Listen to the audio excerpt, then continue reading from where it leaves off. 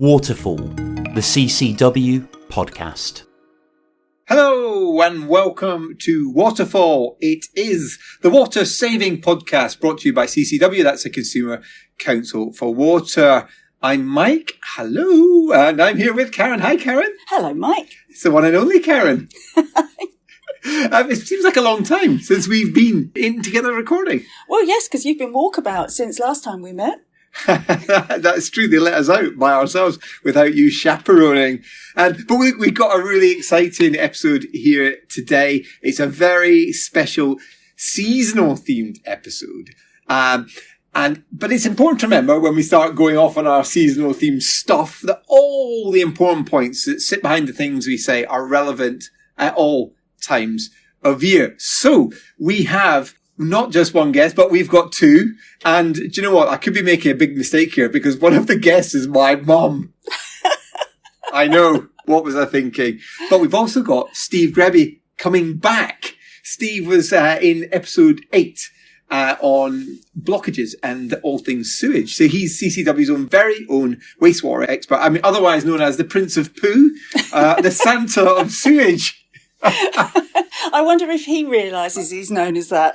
I'm not sure, but we'll find out very shortly. We're also going to be looking at one of the best ways to save literally hundreds of pounds, which is always useful at this time of year. But we've got a very special festive take on our advice. So do stay listening to that.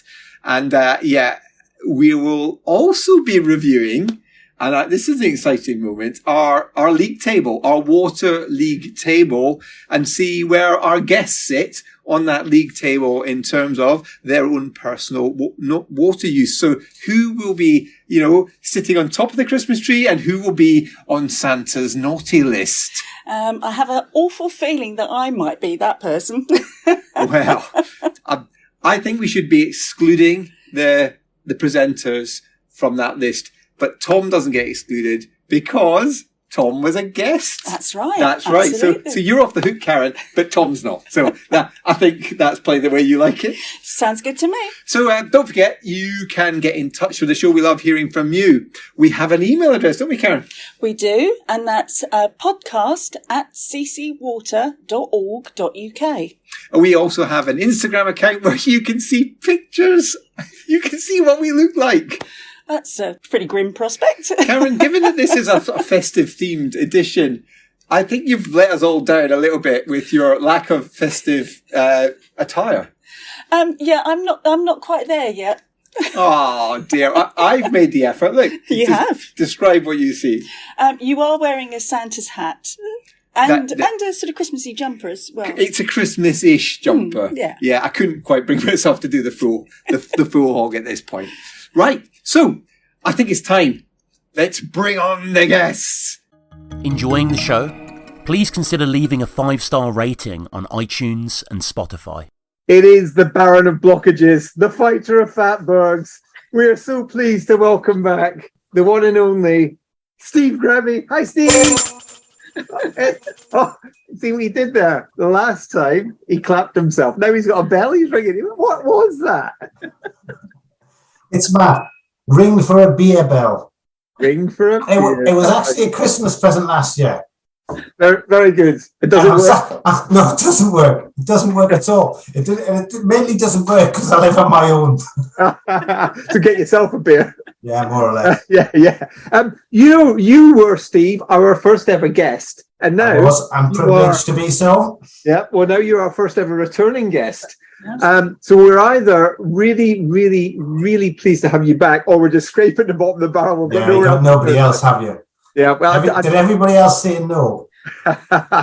No comment. No comment here, Steve. So we've been looking forward to having you back, actually, because at this time of year, there are some festive perils out there. So we do want you to share about your wisdom on the perils of Christmas dinner in particular. The perils of Christmas dinner, the festive fats issue, I'm afraid. It's the stuff we all cook over the festive period and how we cook it and what we do with that fat when we're finished with it. So what? And tell us more. Well, most people will do what I used to do. I confess I used to do this many, many years ago, and you'll add a little bit of washing up to that dirty roasting tin. And you think that gets rid of the grease, and it does, but it gets rid of the grease from the roasting tin into your sink, and that's the most dangerous time to cause blockages. And blockages, as you know, not only block your sink, which can cost you a fortune. It's a horrible job. Just a friend of mine through the week, absolutely disgusting, smelly job.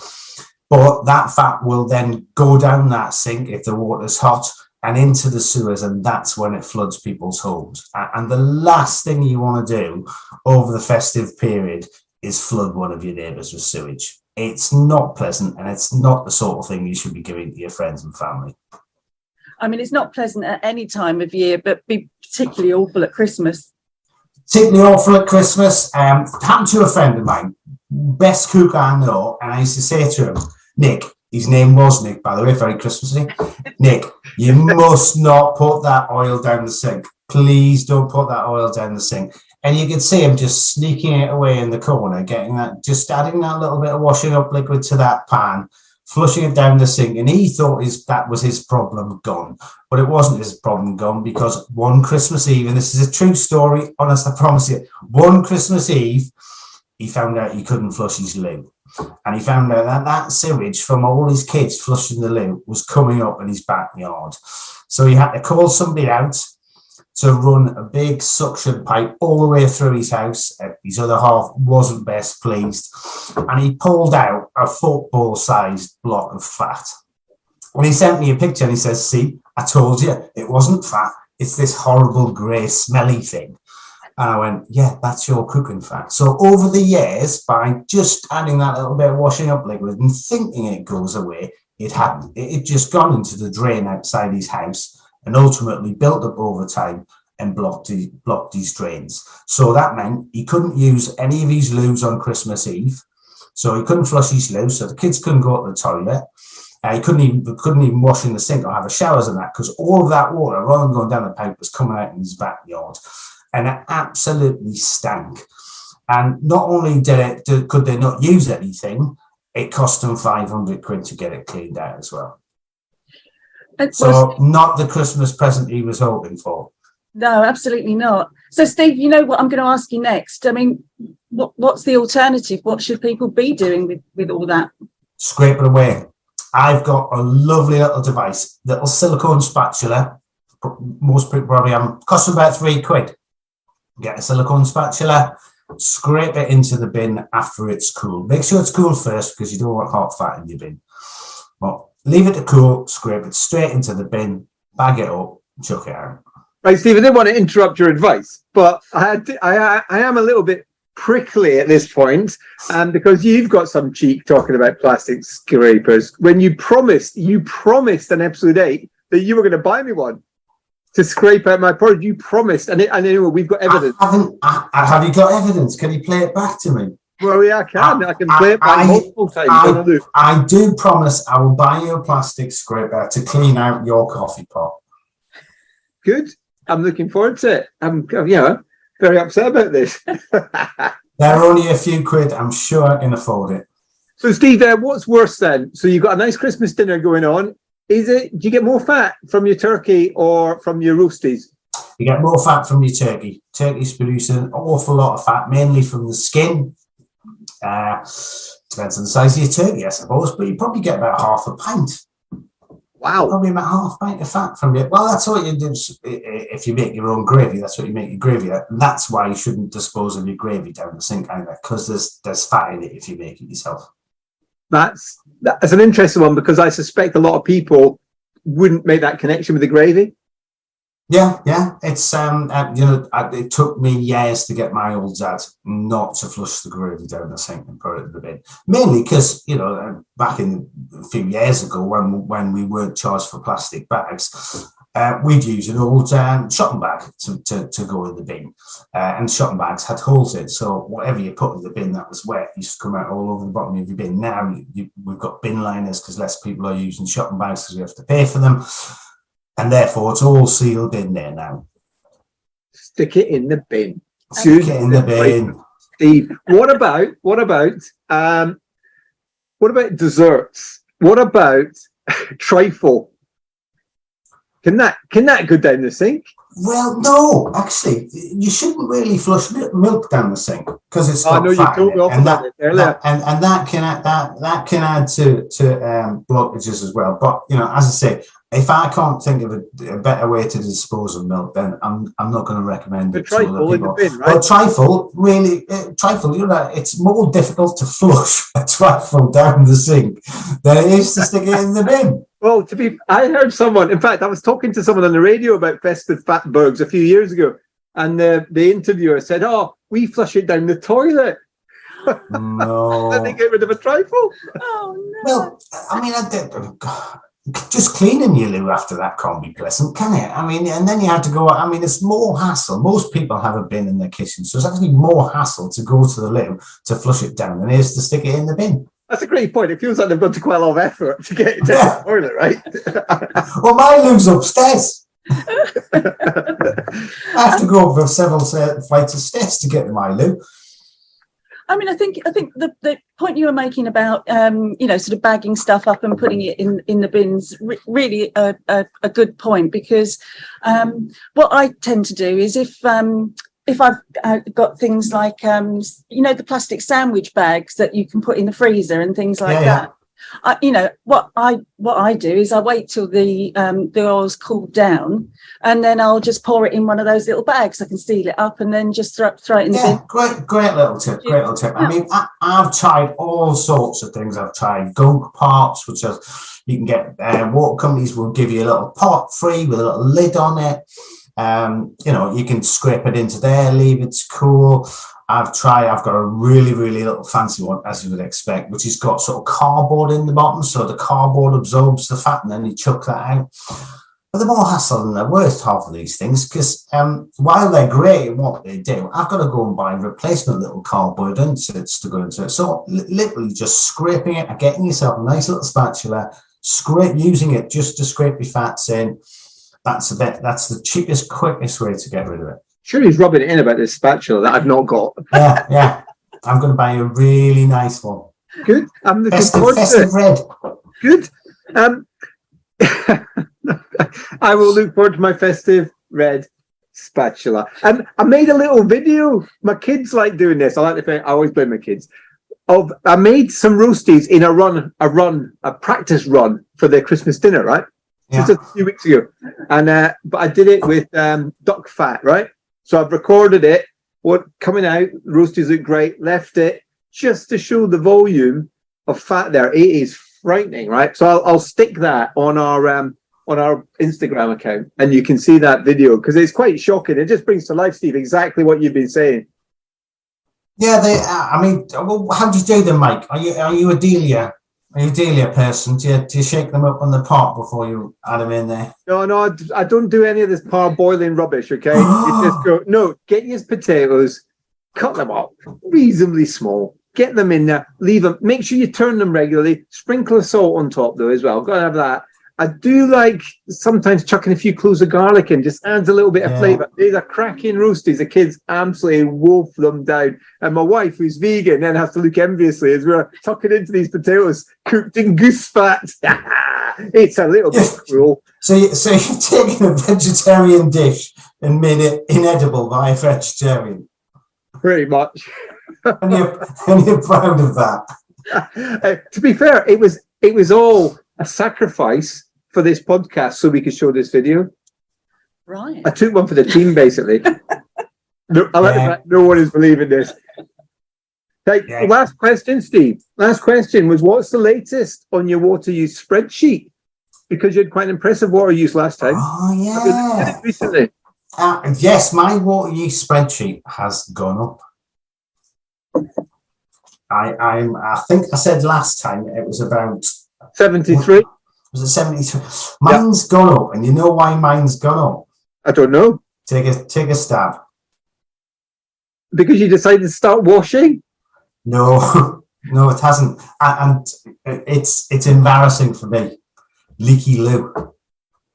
A leaky loo? I've had a leaky loo, which means the overflow in the old days, the overflow would have went out through a pipe through the wall and leaked outside. And I might have spotted that. But I've had a leaky loo, and it was almost imperceptible. And the sad thing is, I installed the loo.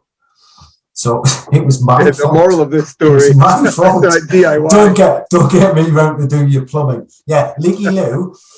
And I noticed, because I do check my water use, and I was thinking, hang on, this is good, because I'm a bit of a geek and I stick it into a spreadsheet and it tells me how much I use. And yeah, there was a leaky loo, almost imperceptible. I went round it and thought, oh God, it can't be. I haven't given myself a leaky loo. But yeah, tiny little amount of water going through. And it was simply just a little bit of grit, because I've got quite an old loo, that had got under the seal in the toilet system. And all it was doing was just holding it up just a little bit. Well, that's all it was. So all I did was press down, turn it anti-clockwise, take it out, clean the seal, job done. But I'd been wasting water down the loo for probably 3 or 4 weeks. And that's more common than you think, the seal. I was poking around on a website in America, actually, about their water efficiency stuff. And one of the things they gave away was called a faucet flapper. And I was like, what's a faucet flapper when it's at home? Anyway, so I had to look it up. It turns out it's the seals that he's talking about. It's exactly that, you see. So they were giving these away for free because there were so many people had leaky faucets. But it's really been a recurring issue that's come up in a number of the podcasts we've done, with and the amount of water that's being lost because of that is just amazing, isn't it? So yeah, it's huge. And one of the most common causes of it is when people put those blue blocks in their loo. I can almost guarantee you, every time I've come across a leaky loo, it's because they put the blue blocks in, and the blue blocks, when they break down, leave a tiny bit of grit, and that tiny bit of grit gets stuck under the seal, so it doesn't seal the toilet shut. Oh, I feel like we're getting a 2-for-1 offer here with Steve. Come on, festive hints and tips about your perils of festive fatbergs. Yet we're getting a marvellous insight into leaky loos. But nobody wants a blocked sink or a blocked drain at Christmas, and nobody wants a leaky loo either. No, and nobody wants a high water bill, an unexpectedly high water bill at this time of year. So, lots of reasons. So, Steve, look, I would normally kick out at this point, but I want you to stay on because we're actually doing the review of the league table. Of all our guests' water use. So we're going to do that now. And I'd just like you to stay on because you'll see where you come in a position. I'll use your original figure from the start. Like Top Gear, this, isn't it? This is about, it's a bit like Top Gear when they race around the track and tracking a mediumly or reasonably priced car. That's exactly right. It's not that we nick ideas from other programs, Steve. So here we go. We'll go, obviously, worst to best. Now, we do have to start, though, by excluding Mike from the Met Office because he didn't know. Now, normally I would have put that at the bottom by saying, well, you didn't know, so I'm going to count that as infinite.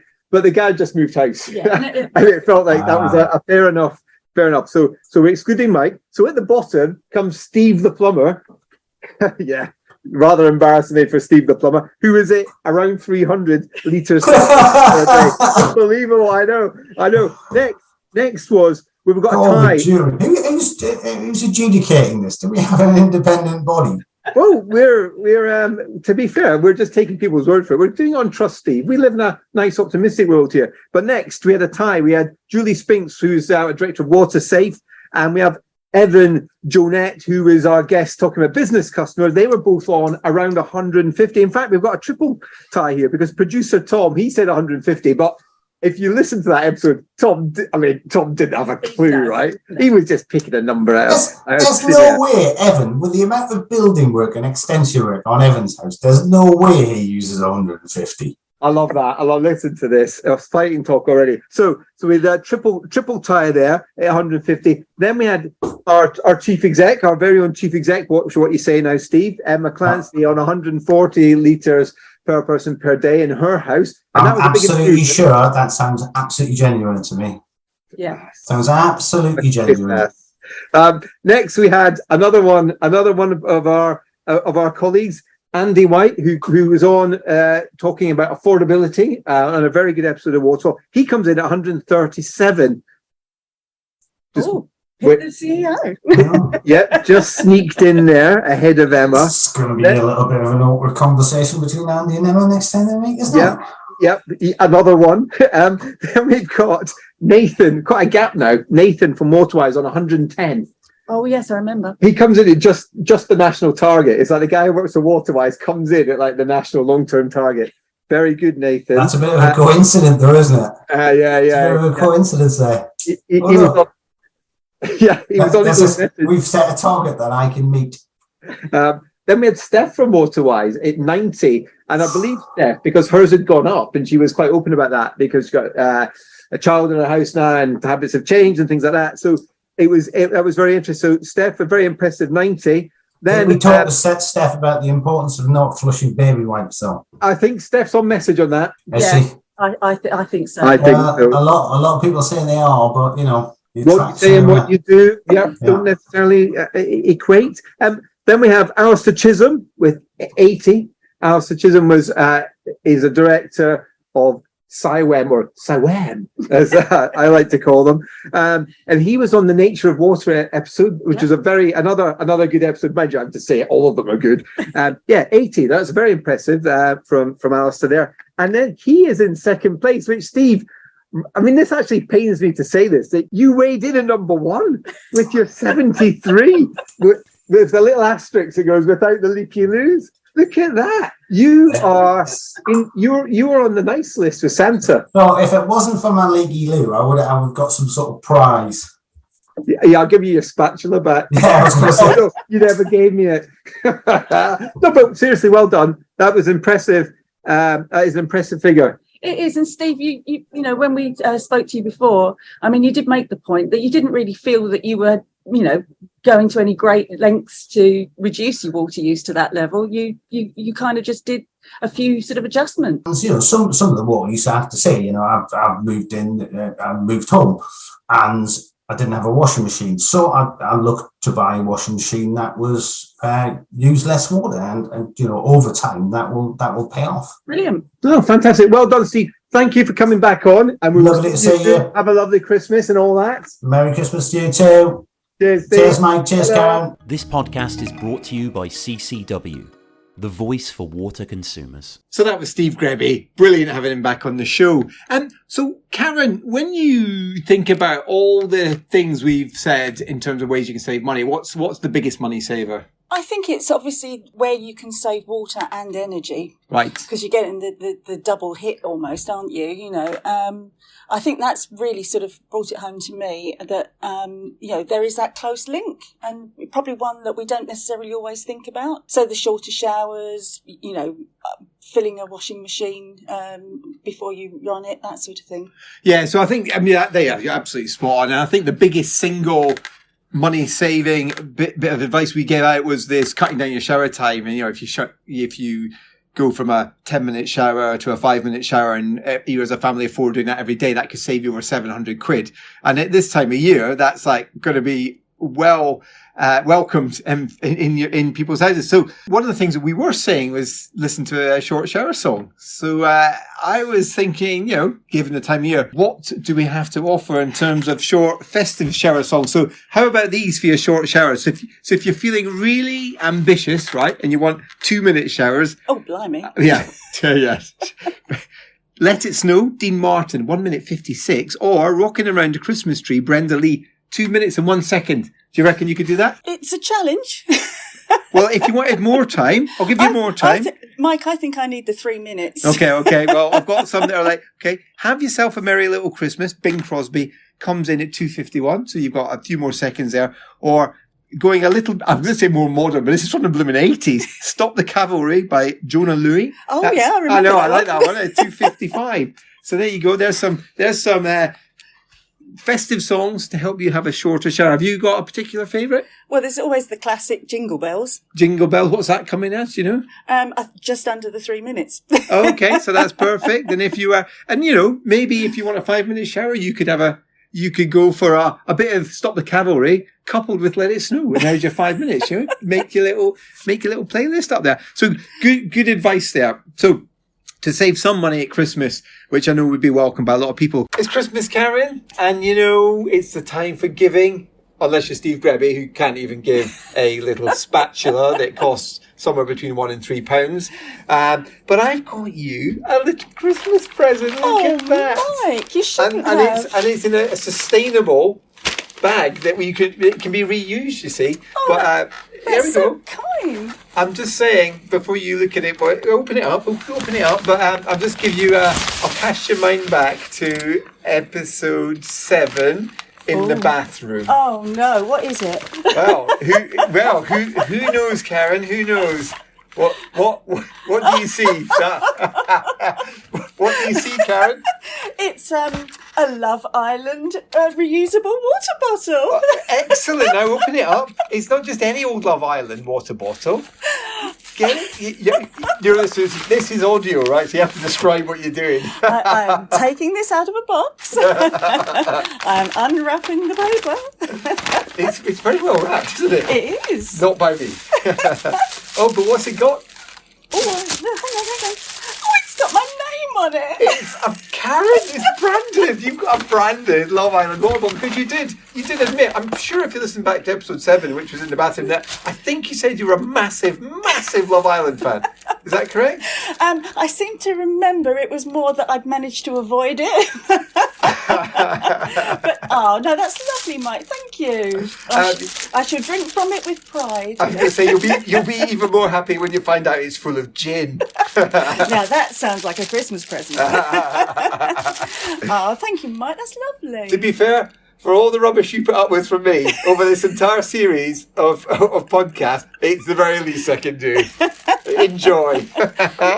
I'm now about to bring on another guest, and I'm a little bit nervous about this because this could be a big mistake for all involved.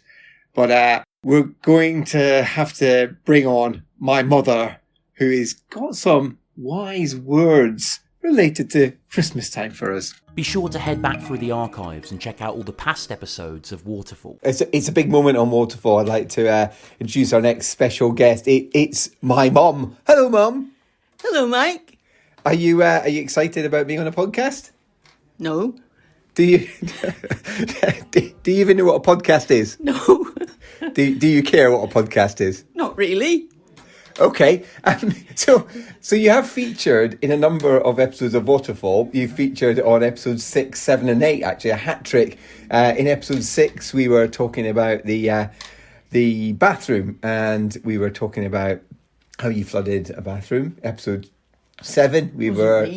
I think it was. In episode 7, we were talking about saving water in the kitchen, and we touched on your technique for saving water from the kettle. Do you know what I'm talking about, don't you? I do. Yes. Do you think that's actually saved you any time or money ever? A little, maybe. No, I think to try. Oh, you do have to try, and you are very trying. And of course, you featured in episode 8, which was about what not to flush. And there was a certain incident with your false teeth. I don't know if you recall. Yeah, certainly do. But we do pride ourselves in being factually correct on Waterfall. So everything that we say is factually correct. But I realised that when we talked about your false teeth being lost in the loo, that actually didn't just happen once. It's happened more than once, hasn't it? Yes. Tell us a bit more. Well, twice more, in fact. So three times. That's true, yeah. Sorry. And clearly false teeth are something that you don't want to flush down the loo. Exactly. It could cause some very nasty blockages. But out of the 3 times, how many of those actually went and got lost permanently? One time. Flushed away before I realised. So what did you do? I had to rush out and find a dentist pronto. Trying to get some replacement because my front teeth were missing. And what led to these teeth falling down the loo in the first place? Well, must you embarrass me in front of your millions of audience? What led? A bit of a drink problem, maybe? A drink problem? I don't think you ought to be admitting to that. Well, no, not exactly, but drinking a one-off drink problem. What, one off 3 times? So obviously this is it's a festive season. People are going to be celebrating a lot. So have you got are there any morals coming out of your story? Well, take out your false teeth before you drink. That could be quite frightening. That's more of a Halloween thing, isn't it? Well, hide your face when you do it. So words of wisdom there. Don't drink to excess if you've got false teeth, or take your false teeth out if you are going to be drinking. Exactly, Mike. Wise words, Mum, wise words. Thank you. Do you want to come back on Waterfall? No. Okay. Karen's got a quick question for you. Hello, Mike's mum. Hello. How do you cope? Oh, with difficulties, a bit of a handful, but somehow I manage. You really deserve a medal. Thank you. I know I do. Well, I think that's probably the right place to end this interview. Thanks, Mum. Love you. Thank you, Mike. Love you. The human body is roughly 60% water. This podcast is 100. Well, there was my mum. Not quite sure what to make of that. What did you make of it? Oh, I thought she was really good. I think she should join us full time. Really? I think I'll be handing him a notice then. Please no. No, she was awesome. A force of nature, I think it's fair to say. But you know what? Serious point there. So that false teeth, that's not something you want to be flushing down the loo, right? Absolutely. At Christmas or any time of year.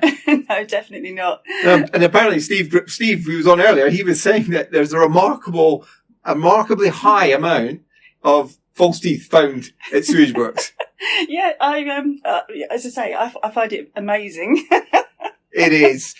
So look, that's all we've got time for really in today's episode. Hope you've enjoyed our festive team special. Loads of good advice there from Steve and some advice from my mum, which I'm not sure how good that was, but it certainly was interesting. But yeah, that's it for this. Not just for this year, this first series of Waterfall, Karen. Wow, can you believe it? No, I mean, who'd have thought? But I think it's time to say and to wish everybody a Merry Christmas. And we look forward to you all and your New Year's resolutions, including one on water saving. Very good. That's a great additional tip. Right at the very end there, Karen. You're sneaking in the tips. Don't forget, we would love to hear from you. If you have ideas about what you'd like to hear in future editions of Waterfall, please do get in touch at podcast@ccwater.org.uk. We will be having a couple of highlights, special editions of Waterfall coming out over the festive period, so stay listening for those. But that, as Karen said, that is it from us for the first series of Waterfall. Hope you enjoyed it. It's been great to have you listening. So it's bye-bye from me, Mike, and Merry Christmas. And it's goodbye from me, Karen, and Merry Christmas too.